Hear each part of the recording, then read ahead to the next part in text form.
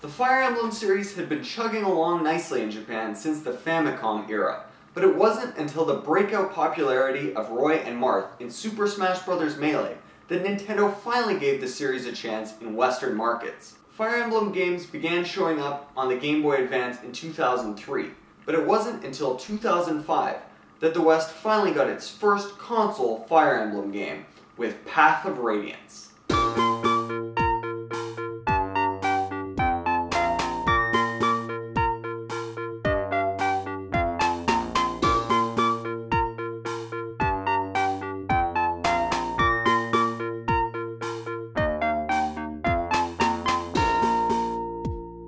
The Definitive 50, with your host, Noobs.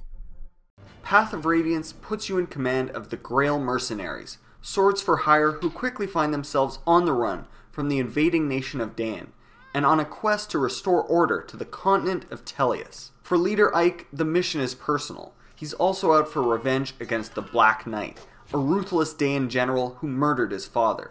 The game weaves a tale of political intrigue fused with racial tension.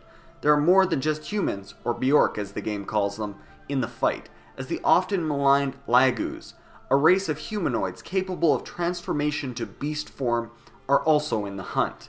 Ultimately, old biases will need to be dropped in order for the forces of good to come together and defeat the common Daein enemy. Fire Emblem Path of Radiance plays much like a standard turn-based strategy RPG. Unsurprising, since the series popularized the genre and has helped shape it since its earliest days. There's a rock-paper-scissors style weapons triangle to keep in mind when sending fighters to attack, units to level and manage, and magic to cast.